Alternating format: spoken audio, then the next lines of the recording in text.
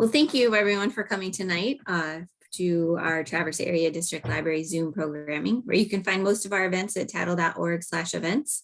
And most of our Zoom programs are recorded and then usually on our YouTube channel, which is TADL Not Just Books, for about a week. And tonight we are going to have fun with flags with with Bob Myers, who is the Programming Director of History. Did I get that right? Yeah, close enough. Okay, at the Historical Society of Michigan, who's going to talk about the motifs on the Michigan flag specifically. Welcome, Bob. Well, thanks, Betsy, and good evening, everyone. I'm going to do a screen share here, and okay, is that coming up okay? Yes. All right, super. Oops, and let me get, all right, there we go. Get it back there. Yeah, this is motifs on the Michigan flag. We see our state flag all the time, you know, hanging at the post office or public buildings or schools or whatever. We see it every day often. And but we, like most things that we see all the time, we really don't pay much attention to it. We just kind of glance at it and move on. But, you know, a lot of Michigan history is our early statehood history is on the Michigan flag, and our territorial history, it's on the Michigan flag. And so what you see here on the right there of your screen is the Michigan coat of arms. And we see that again all the time. The animals that we have on it, and again, this is a lot of Michigan history. The animals that we have on it, on one side is an elk, and on the other a moose, and they are supporting a shield in the center. At the top of the coat of arms, we have the motto of the United States. So how's your Latin? E pluribus unum. And if your Latin is good at all, you know that e pluribus unum means out of many, one. So the question is, out of many what? Well, out of many states, one union. And so that is the motto of the United States on that red scroll at the top. Right below the red scroll, we have the bald eagle, symbol of the United States. And you'll see that the eagle is clutching and this is not very well depicted in this particular one, but clutching an olive branch in its right talon, your left, and arrows in its left talon, or your right. So that has symbolism too, and I'm going to get to that in a second. At the bottom, right down at the bottom, we have a white scroll, and on that, in Latin, is the motto of Michigan, Si quaeris peninsulam aminum circumspice. And so what does that mean in Latin? Well, if you translate from the Latin, and you know, if you lived in the 19th century when this was designed, the classical education was Latin. You had to have a Latin background. If you were going into high school at the end of the 19th century, or college at the 19th century, early 20th century, you were expected to know Latin. That was a part of a standard education. So, si quaeris peninsulam aminum circumspice, that means if you seek a pleasant peninsula, look about you. And here you are in Michigan. So if you're looking for a pleasant or a beautiful peninsula, look about you. Peninsulam, peninsula, circumspice, you know, circumscribe, we look around. Yeah, a lot of our English words come out of Latin. Now, in the center there, we have a shield. And the shield shows a sunrise over the water, man standing on a peninsula, holding a rifle in his left hand. But his right hand is upraised in greeting, you know, a sign of peace. So the idea being that Michigan is willing to defend itself, but we desire peace. You know, the rifle is in the left hand, not the right hand. And above that, on the shield, above the figure there, is a single word in Latin, Tuebor. And I always used to ask school children, I used to be a museum curator in a former life, and I would ask school children, What is Tuebor? Well, none of them, some of them knew E pluribus unum, some of them, a few of them knew the motto of Michigan, but they didn't know Tuebor. And Tuebor, Latin, is I will defend. So the next question that I would ask them was, I will defend against what? Well, the answers would come, against England, France, Spain, Germany, Russia, Poland, against Native Americans, against Mexicans, they didn't know what. And the answer is Ohio. Yes, we will defend Michigan against Ohio. Now, ordinarily, we see the coat of arms of Michigan. That is part of the Great Seal of Michigan. So you see the coat of arms here in the center, but when it's surrounded by the words, the Great Seal of the state of Michigan and the date in Roman numerals, then it becomes the Great Seal of Michigan. It's only used for official purposes, so we don't use it on flags and things like that.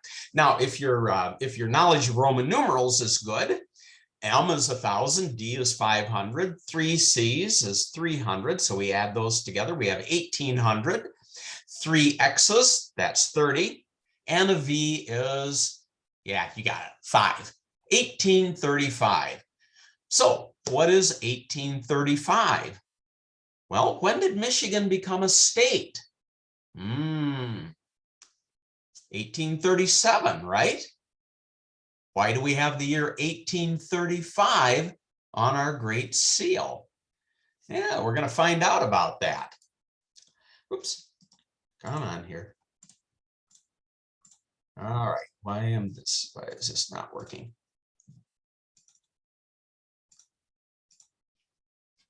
Okay. Okay, there we go. All right, I don't know what's wrong here. The Great Seal of the state of Michigan and our coat of arms was designed by this character here, Lewis Cass, governor of Michigan Territory. For a long time, 1813 to 1831, he designed the Great Seal. A very controversial figure, important figure in Michigan history. So he is well known here in Michigan. He was also a staunch proponent of slavery and the extension of slavery. So that has made him a very controversial figure indeed. But it was Lewis Cass who designed our seal of Michigan. Now, Cass, being the territorial governor for a long time, also designed the Great Seal of the Territory of Michigan. And here you see it. You can see the similarities around it. The words, the Great Seal of the Territory of Michigan. The 2 figures in the center supporting a shield. Instead of the moose and the elk, we have 2 bald eagles, and the symbol there with a tree above the eagles clutched in their beaks. They have a scroll, E pluribus unum, the seal, the motto of the United States, and underneath at the bottom the words in Latin, tandem fit circulus arbor. That is the motto of the Territory of Michigan. That is Latin for the shoot at length becomes a tree. Now, what does that mean? Well, nobody knows. We don't know why, what Cass meant by that, but we can take a pretty good guess. We think that what he meant was the shoot at length becomes a tree.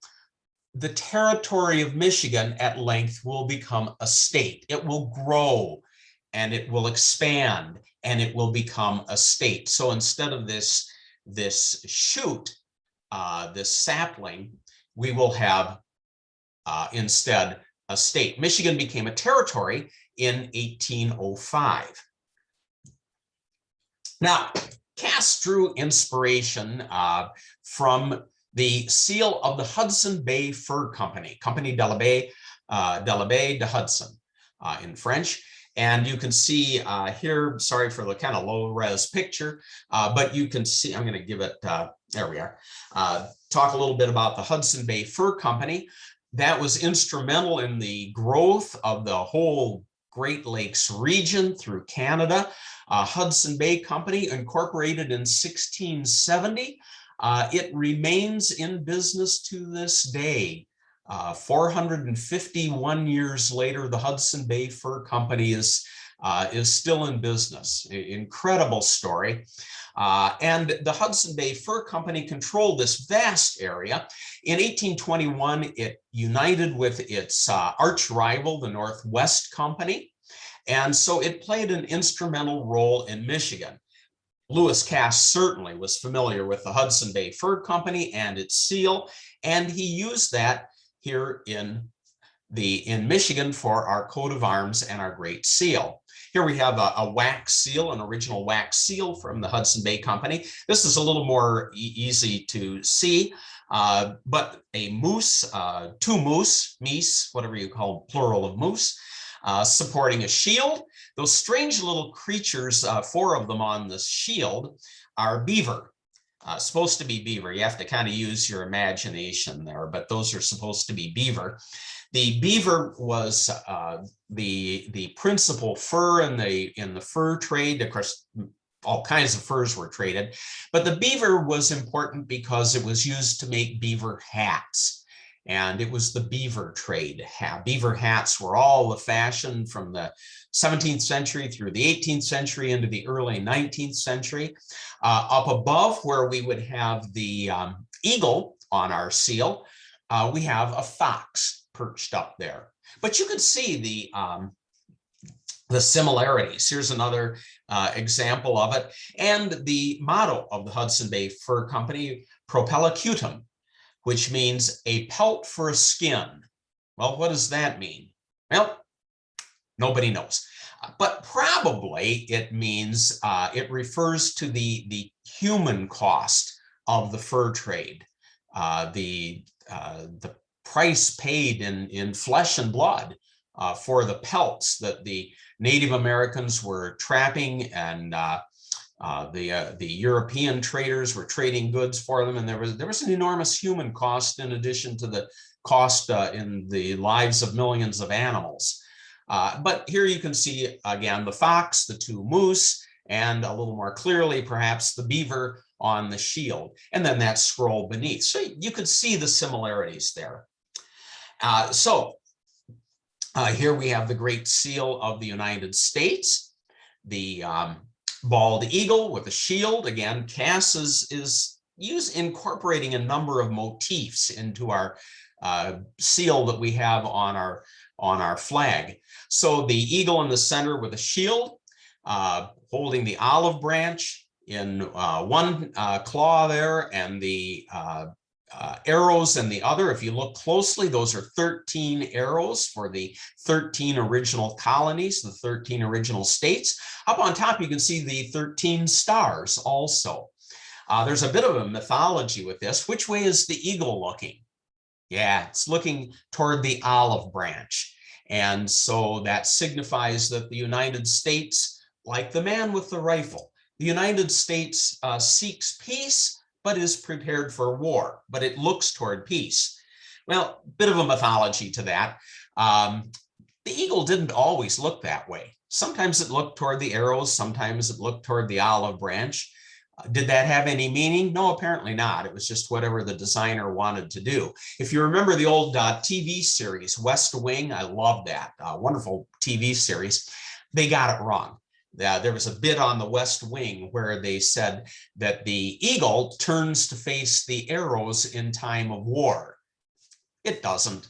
Today it always faces the olive branch regardless. Back in the day, it faced one way, then it faced the other, and then finally after World War II, they kind of standardized it. But originally it just turned whichever way it wanted. Well, famously, Benjamin Franklin was not too keen on the symbol of the United States of America, the bald eagle. He said it was in a letter to his niece, I think, he said it was a bird of bad moral character, that it was a scavenger. There's a bit of a mythology there that Benjamin Franklin wanted the turkey to be the national symbol. He said that was a much better bird, but he was actually being kind of facetious on that. He didn't have any really strong opinions. Now, Sir Christopher Wren also comes into play with the motto of Michigan, Sequeris peninsulum aminum circumspice. If you seek a pleasant peninsula, look about you. Well, how on earth does Sir Christopher Wren come into it? After all, Sir Christopher Wren is a 17th century English architect. He never came to Michigan. So what does he have to do with anything? Well, Sir Christopher Wren designed St. Paul's Cathedral in London. Fabulous, fabulous building. It is a landmark. It's known the world over. Here it is pictured from across the Thames. Another view of it, a little more complete view of it from the south, but a world-renowned building. Sir Christopher Wren designed St. Paul's in the 17th century. And when Sir Christopher Wren died, where was he buried? Where was he interred? That's right, in St. Paul's. And here's his tomb. He is interred in the building that he created. What a tribute. The tomb of Sir Christopher Wren. And you can see above the tomb an inscription there in the wall. And if you're, I won't butcher the whole Latin here, but part of it says, Lector si momentum requiris circumspice. Reader, those of you reading this, if you seek a monument, look around you. So if you're seeking a monument to Sir Christopher Wren, all you have to do is look around you, and there you are, in the building that he designed. He is in his own monument. Well, somehow or other, Lewis Cass knew about that. He knew this inscription, and he borrowed it from Sir Christopher Wren's tomb, and he converted it to the motto of Michigan: if you seek a pleasant peninsula, look around you. There you are. Now, Tuebor, I will defend. That word, a single word in Latin, in the center of the shield, referring to Ohio. Well, why on earth would Michiganders be defending themselves against Ohio? Well, a lot of that tells the story of Michigan's early history. Now, after Lewis Cass left being the governor of Michigan, we had a boy governor. He was known as the boy governor, Stevens T. Mason. He was elected the governor of Michigan when he was only 24. Youngest governor in America to this day. No state has had a governor younger than Stevens T. Mason. And yes, his name was actually Stevens, plural, not Stephen. Stevens T. Mason. Now, he had figured even in Michigan history before becoming the governor, the boy governor of Michigan, because his father had been the territorial secretary. And but he often left the territory. And when he left the territory, Stevens kind of took over and operated as the territorial secretary for his father. He was 19 years old at that time. So a remarkable and very capable young man. Now, Stevens Mason and Cass are governors of the territory during the time that the whole area is being established, the Northwest Territory, in 1787, right after the American Revolution. This whole area, huge land area, becomes part of the United States, ceded by Great Britain.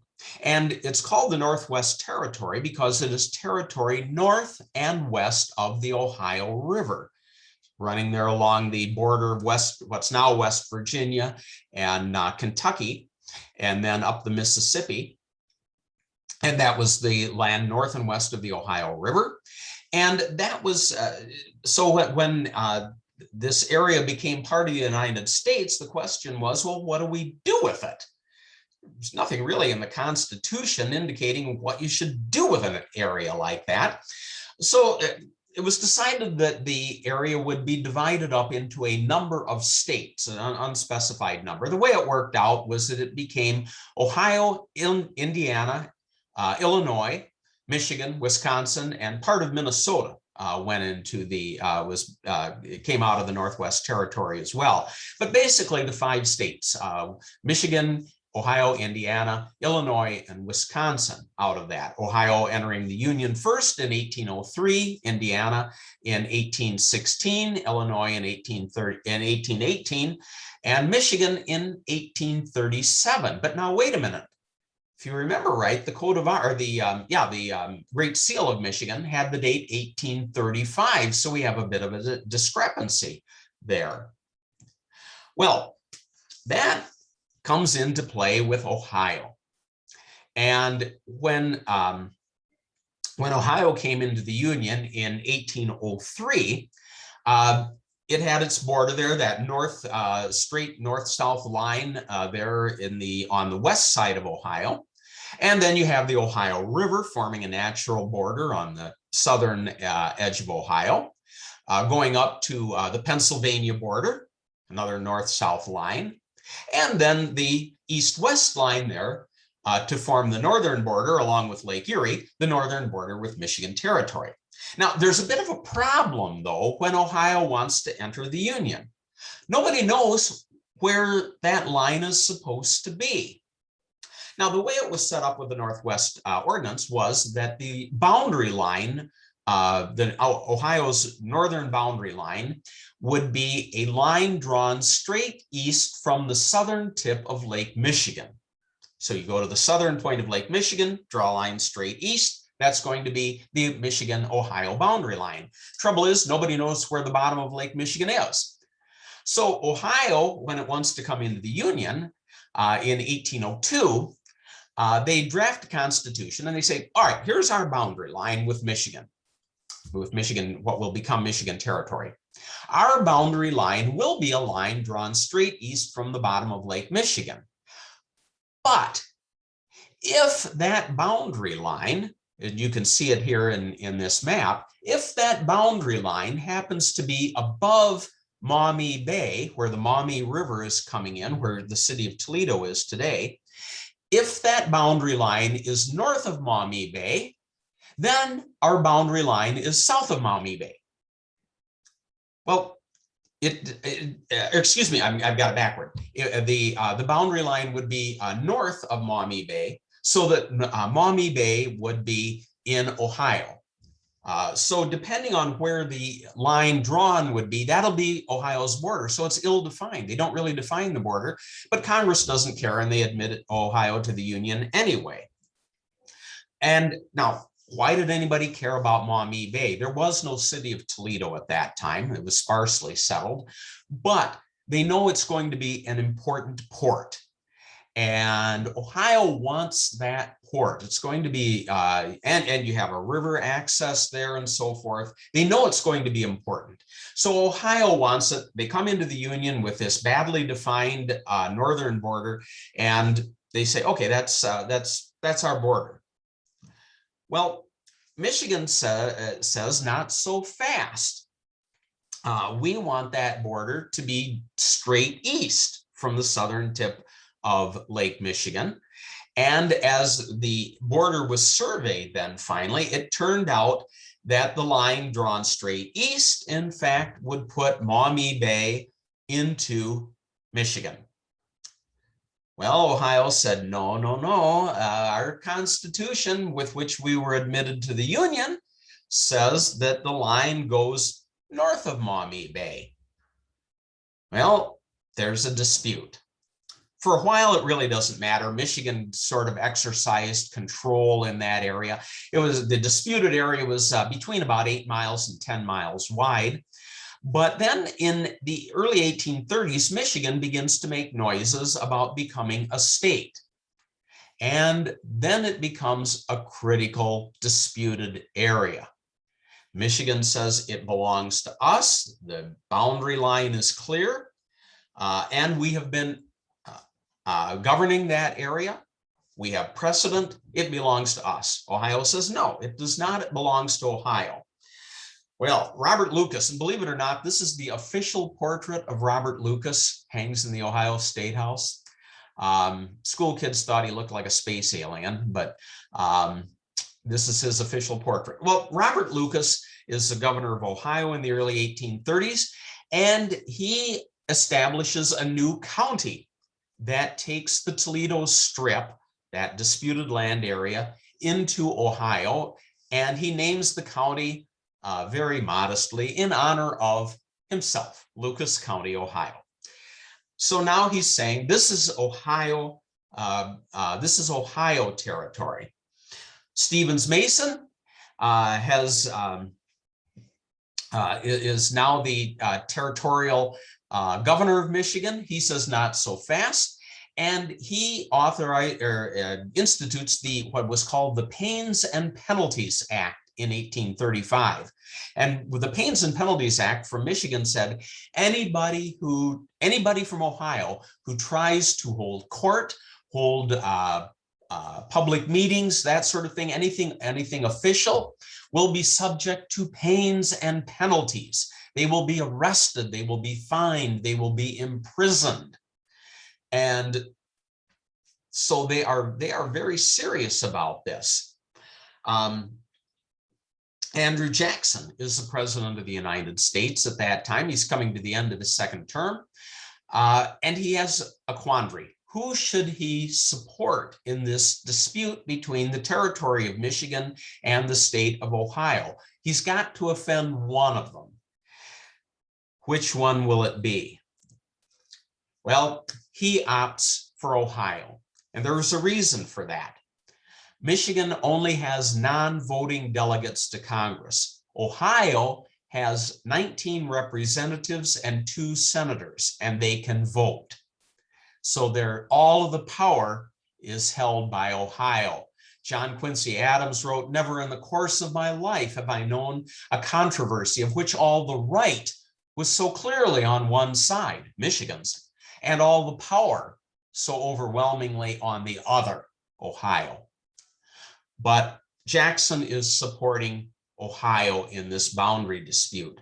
Well, both Michigan and Ohio commissioned surveys to be run. They're going to find out, where is that line? Where is that boundary line exactly? One of them was run by Robert E. Lee, who was then a captain, I believe, in the Army Corps of Engineers, or what's now the Army Corps of Engineers back then. The Michigan line put the Toledo Strip in Michigan, line drawn straight east-west. The Surveyor General of the United States, Edward Tiffin, I think it was Edward Tiffin, was from Ohio. He commissioned a survey by an Ohioan. Guess where that put the boundary? Yeah, in Ohio. And so we have disputing boundary lines, disputing surveys now over which one is accurate. Where does the Toledo Strip fall? It gets a little bit crazy. President Jackson relieves Stevens Mason of his duties as territorial governor, and he replaces him with John Horner. People in Michigan called him Little Jack Horner. He was from Ohio. Yes, you can imagine how well that went over. Little Jack Horner was from Ohio. People in Michigan were sure that he favored Ohio at the expense of the state or the territory in which he was the governor. Their suspicions were probably justified. He really did. Michigan's territorial capital was then in Detroit. People ran Little Jack Horner out of Detroit. He was in fear for his life, probably with just cause. So he ran away to Ypsilanti. People there surrounded his house, pelted it with horse dung, and were screaming and yelling at him. He fled Ypsilanti for Detroit and returning to the territorial capital, and there people simply ignored him. They refused to carry out any of his orders, and he was powerless. Well, in the fall of 1835, Michigan holds a constitutional convention, and they elect Stevens T. Mason as our 24-year-old governor, Michigan's first governor. Now, there's a little bit of a quandary here because we hold a constitutional convention, we declare ourselves a state, elect a governor, we elect 2 representatives who, one representative and 2 senators. Senators were then not elected by the public. So 2 senators were appointed. These are state or U.S. Senators and a U.S. congressman. They had absolutely no authority to do that. You can't just declare yourself a state. You have to have an enabling act, and it has to be approved by Congress, and so on and so forth. A state has to be admitted into the Union. You're a territory until you become a state. So Michigan cannot declare itself a state. Michigan's response was, we just did. We just declared ourselves a state. So for about the next 15 months, 16 months, Michigan will operate as a state outside the Union. We were not a territory exactly because we no longer had a territorial government, and we were no longer a state, or not yet a state. So it gets a little bit crazy. Well, let me back up here a second. Lucas and Mason call out the state militias. They both appropriate about $300,000 for armed men, and they are there patrolling the border. It almost comes to war. Fortunately, the militias never really encountered each other, but because if they did, there might well have been bloodshed. The only bloodshed, in fact, was a barroom brawl in which a Michigan deputy sheriff was stabbed by a fellow, an Ohioan named Two Stickney. And Two was his real name, T-W-O. Two Stickney was the son of Benjamin Stickney of Ohio, and Benjamin Stickney had named his 2 sons in order of birth, 1 and 2. And so Two Stickney stabbed a deputy sheriff and then fled for safety to darkest Ohio, and Michigan was unable to extradite him. Rumor went around that the deputy was mortally wounded. Turned out he wasn't, but things got pretty hot there for a while. Well, finally, in the midst of this, in the summer of 1836, President Jackson proposes a compromise to Michigan. And what he tells Michigan, in essence, is this: give Ohio the Toledo Strip, and in exchange, Michigan will have the western 3/4 of the Upper Peninsula. You'll get this vast land area in exchange for this little narrow strip of land. Michigan rejects the compromise. They say, no, we don't want it. Now, so let me go back here. The Michigan border there's kind of a mythology that Michigan got all of the Upper Peninsula in exchange for the Toledo Strip, and that's really not true. The western border of Lake Michigan, or of Michigan rather, was to be a line that started at the southernmost tip of Lake Michigan, right about where Gary, Indiana would be today. It would go up the center of Lake Michigan to the northernmost point of Lake Michigan. It's a little bit off here in this map. And then it would go straight north from that point. So the eastern quarter of the UP always belonged to Michigan. What Jackson is saying is, you get the western 3/4 of the UP. Michiganders considered that, and they said, no, we do not want it. The Upper Peninsula is worthless. It is filled with ice and rock and trees and snow. There is nothing there that anybody would want. Whereas the Toledo Strip has farmland and a good harbor. We don't want the western 3/4 of the Upper Peninsula. Nobody in their right mind would want it. Now, little did they know that it was filled with riches in timber, iron ore, copper ore, pasties, fudge. They didn't know that. So they reject the compromise. Well, right afterward, they begin to reconsider. And the reason for that is that they're reconsidering because Congress has found, the Treasury has found that there is a federal surplus of about, I think it amounted, I forget exactly how much it amounted to, but it was a good chunk of money. And they decided, okay, every state will get its share of the surplus. We'll divide it among the states. But there's a catch. Michigan's a territory, not a state. Yeah, we declared ourselves a state. The United States, the federal government does not recognize that. Michigan will get nothing. States will get a chunk of the surplus. Michigan has bankrupted itself paying the militia to go patrol the border of Ohio. They need that money desperately. And so they begin to reconsider. And in December of 1836, they hold another convention in Ann Arbor. It's been dubbed the Frostbitten Convention. It was bitterly cold. The Whig Party boycotted the convention. Only the Democrats met. It was probably illegal, but they didn't care. And they decide, they reconsider the compromise, and they vote this time to accept the compromise. So Michigan will get the western 3/4 of the Upper Peninsula. Ohio will get the Toledo Strip.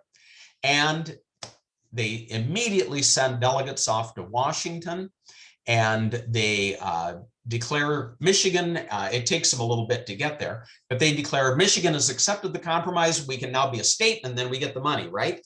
And on January 26, 1837, Michigan becomes the 26th state. Now, the Treasury had said that only states in existence by January 1st, 1837, would get their share of the money. But they were so glad to have Michigan accept the compromise that they gave Michigan the money anyway. So we did get our share of that.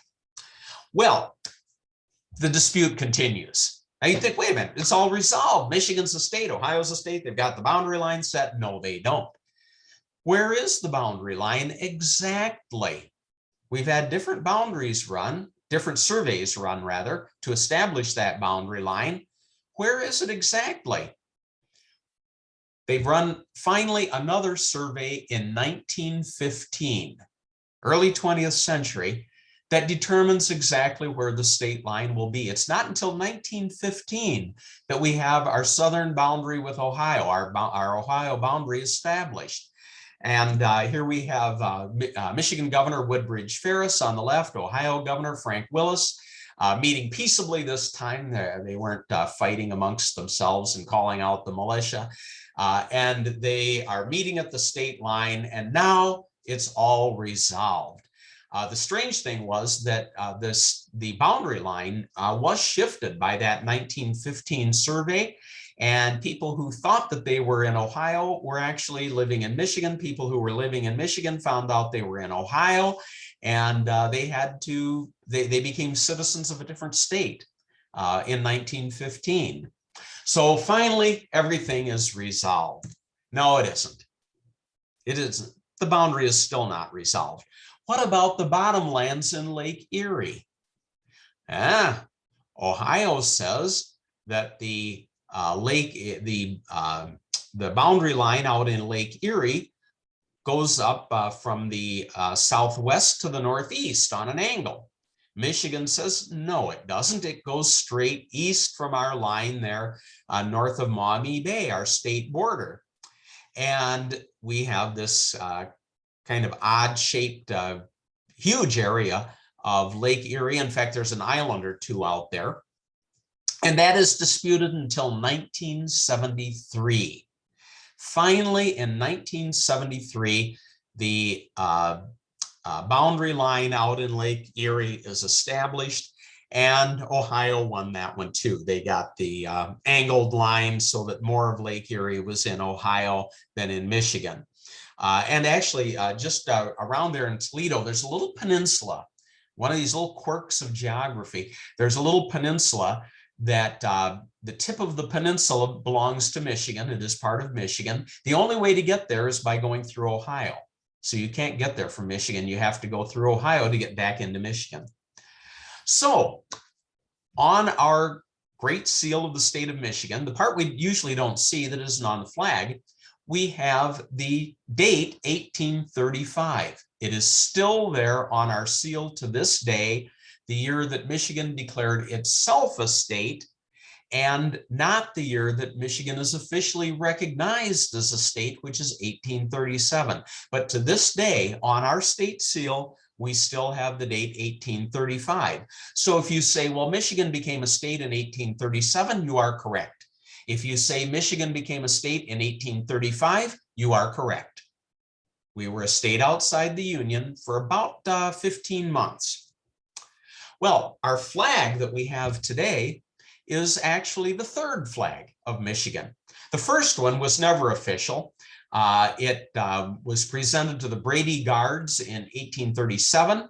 There are only descriptions of it. We have no photographs of it. None. The flag does not survive, but it had a picture of Stevens Mason on one side, the state coat of arms, and on the other side was a image of General Hugh Brady and a lady. We don't know who the lady was. But those images were on that official flag, or that first flag, but it was not official. No examples survive. Our first official flag was not adopted until 1865. It had the Michigan coat of arms on one side, like we usually see, and on the other side, the United States coat of arms.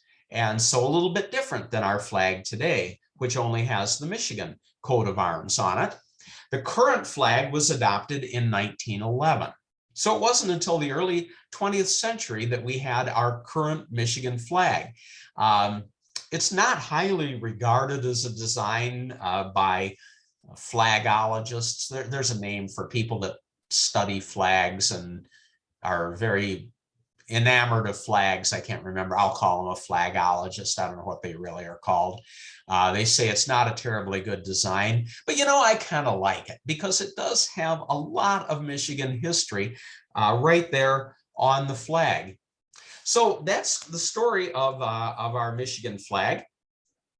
I'm going to put in a quick plug for the Historical Society of Michigan just because I can. Many people know us best because we publish Michigan History Magazine. We also publish a members magazine called The Chronicle. And if you go online and you would like to subscribe or join the Historical Society of Michigan, if you mention Bob's program or I endured Bob's program, they'll take $5 off. I'm serious as a stroke. They really will. They'll take $5 off your subscription or your membership. So it's a $24.95 subscription, but it'll be $19.95 with your if you say Bob's program or anything like that. The membership is $39.95. That gets you the Chronicle too, and they'll take $5 off of that. Also, because you're a patron of the library, you can attend our weekly History Hounds lecture series free of charge. Just put down that you are a member of the patron, member, whatever, of the Traverse Area District Library, and you can attend free. Ordinarily, we charge non-members $7 for each lecture, but you can attend all the ones you want for free because of the library. And I always close by saying support your local library. I love libraries. I've spent, I think, half my life in libraries. They are wonderful resources.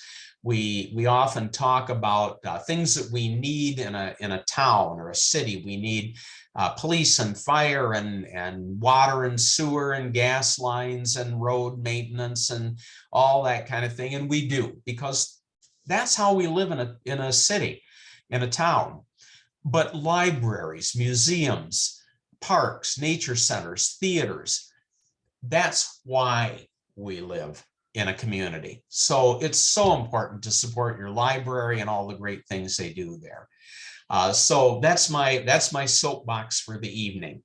So Betsy, if I'm going to kind of turn it back over to you, if there are any questions or anything, people can pose those in chat and you can shoot those to me. If I don't know the answer, I'll just make it up. That sounds good. We have one question in there, but I did want to make a comment that a person who studies flags is called a vexillologist. Are they really? Yes. Well, I'll be dang. And someone who designs flags is called a vexillologist. So that's wow. your little tidbit of information for the day. We do a little trivia for the night. Exactly. That was amazing. Thank you so much. There's no wonder that many Michigan schools have a great rivalry between Ohio schools. Now I know the Yeah. background for it for sure. The first question that was asked in the beginning of your lecture was, who designed the flag and coat of arms and when? So I think we pretty much covered that. Yeah, pretty much covered it. Yeah, Lewis Cass and yeah, during the territorial period in both cases. Yeah. Okay. And then a couple other people just said thank you very much. So I guess there's really isn't any other questions. I appreciate and yeah, we put, just so people do know, we did put those 3 programs or 3 of the weekly programs on our website, so it's easy to get into them and with specific instructions on how to register and get them for free. So that's fantastic. Great. Thank you Yeah, very much. we really appreciate that, and we just love to see the members of member organizations showing up at our History Hounds programs. So that's great. So I think the last question someone's asking is, did the history between Ohio and Michigan contribute to the state school rivalry in actuality, in your mind? Yeah, I don't think it had much to do with that. I think I think it's just kind of genetic. You know, it's comes maybe in the water or something where we live, and you yeah you. I remember I'm old enough to remember when Woody Hayes coached Ohio State, and they said they were driving back from a football game at Ann Arbor, and driving back to Ohio, and they realized they were out of gas, or nearly so. And Woody Hayes refused to stop in Michigan for gas. And they managed to get just over the Ohio border. The car was running on fumes, but they made it over the border. But he said, yeah, he would not buy gasoline in Michigan. So yeah, we definitely have a rivalry there. So that's crazy. Well, thank you so much. I appreciate it. And we will see you again with our Zoom programming on, I think, December 2nd for a little bit different format. We're going to have it more of a meeting rather than a webinar. So you'll be able to see people and interact with history myths that are busted. Oh, cool. Yeah, that's right. That's right. Good. I'll look forward to that. Yeah, us too. Thank you.